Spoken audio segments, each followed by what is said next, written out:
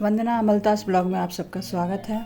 आज है 6 सितंबर और आज हरतालिका तीज व्रत है, तो उसके लिए मैं जा रही हूँ तैयार होने। और मैं तैयार होके फिर पूजा शुरू करूँगी। इस बार हरतालिका तीज में टाइमिंग का बड़ा वो हो गया। किसी ने कहा 12 बजे से पहले करना है, किसी ने 8 बजे से पहले किया, और कोई शाम के टाइम पे, कोई 3 बजे, मतलब पूरा सुबह से लेके शाम तक का टाइम पूरा हो रखा है। तो मैं अपना 12 बजे से पहले वाला मैंने जो डेली मैं जिस टाइम पे पूजा करती हूँ उसी टाइम पे अपना पूजा करने का मैंने सोचा और मैं शुरू कर दी हूँ। भगवान जी को जल दिया, तुलसी माँ को, अश्वमेध के पेड़ में जल डाला।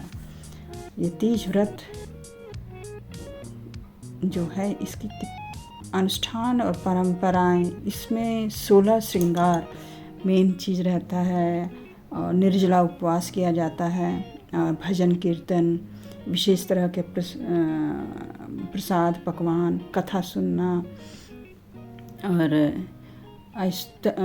व्रत को करने का जो कारण पति की लंबी आयु के लिए, पारिवारिक सुख शांति, आध्यात्मिकता और आत्मसंयम, सौभाग्य की प्राप्ति, धार्मिक महत्व, बहुत सारे कारण होता है इन सब का।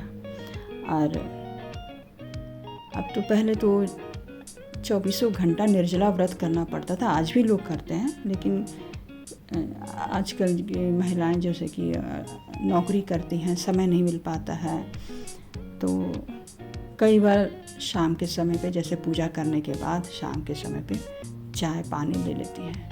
ये कोशिश रहती है निर्जला व्रत करने का, बट ज़रूरी है, शरीर भी ठीक रहना चाहिए ये सब। तो ये तीज व्रत करने के कारण जो मैंने कहा कि पति की लंबी आयु के लिए, तो अब तो कितने पति भी साथ में व्रत करते हैं, ये कि पत्नी कर रही है मेरे लिए तो मैं उसके लिए करूँगा। बड़ा अच्छा लगता है सुन के, देखने में भी अच्छा लगता है। इसी में फिर सब हमारे जान पहचान के हैं, जैसे कि वो शाम को पूजा पाठ करने के बाद अपना एक दूसरे के साथ चाय पानी और फल वगैरह ले लेना, ये सब करते हैं। अच्छा लगता है कि हाँ, समय के साथ लोगों के विचार बदल रहे हैं सब। पारिवारिक सुख शांति, इस व्रत के माध्यम से मतलब कि महिलाएं अपने परिवार में सुख शांति और समृद्धि की कामना करती हैं। ये तो सही बात है, नहीं तो इतना कठिन व्रत करना, घर भी संभालना उसमें, तो मकसद तो यही है कि हमारे घर में सुख शांति बनी रहे, समृद्धि की बढ़ोतरी होती रहे। आध्यात्मिकता और आत्मसंयम, ये व्रत के दौरान उपवास और प्रार्थना का पालन करने से आत्मसंयम और आध्यात्मिकता की भावना को बल मिलता है। तो सही बात है। जिस दिन हम लोग व्रत करते हैं, कोई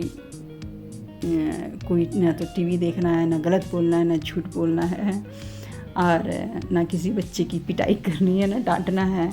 क्योंकि आज हमने व्रत किया है, इसलिए हम एकदम उस तरह का कुछ भी काम नहीं कर। घर में भी लोग ध्यान देते हैं कि जिस महिला ने व्रत किया है तो उनको तंग ना करें, उनको परेशान ना करें, आराम से रहें, पूरा व्रत करें। आखिर व्रत तो कर रही हैं हमारे लिए। इन सब चीज़ों का भी बहुत ध्यान दिया जाता है। अविवाहित महिलाएं अपने सौभाग्य की रक्षा और अविवाहित महिलाएं अच्छे जीवन साथी की प्राप्ति के लिए इस व्रत को करती हैं। जैसे बड़े बुजुर्ग कहते हैं कि ये व्रत करने से हमारे सौभाग्य की रक्षा होगी, या जो लड़की है जिसकी शादी की आयु हो चुकी है, अच्छा जीवन साथी प्राप्त करने के लिए कि व्रत करना चाहिए, तो भगवान खुश होकर अच्छा जीवन साथी देगा। और इसका धार्मिक महत्व ये है कि ये व्रत माता पार्वती और भगवान शिव की आराधना से जुड़ा हुआ है। मान्यता है कि इस दिन माता पार्वती ने भगवान शिव को अपने पति के रूप में पाने के लिए कठोर तपस्या की थी। ये तो सही बात है, कथा कहानी में पढ़ने से पता चलता है ये सब।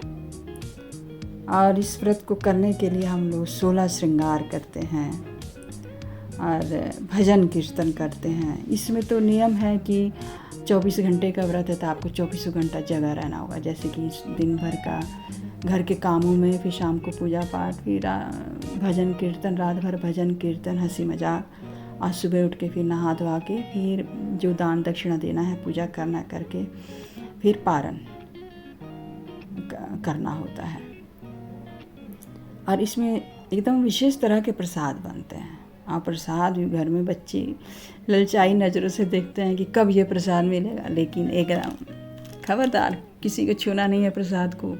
एक ही बार जब व्रत पूरा ख़त्म हो जाएगा, पूजा हो जाएगा, तभी मिलेगा, यानी कि अगले दिन। और इस दिन शिव पार्वती की कथा सुनने का तो विशेष महत्व है। कहते हैं कि इससे मनोवांछित फल प्राप्त होते हैं और समाज में सौहार्द बढ़ता है। तो सही बात है, मिलजुल कर उत्सव मनाइए तो बहुत अच्छा लगता है। सामाजिक बंधन मजबूत होता है, एक दूसरे के प्रति प्रेम और सम्मान बढ़ता है। आप देखिए मोहल्ले में सब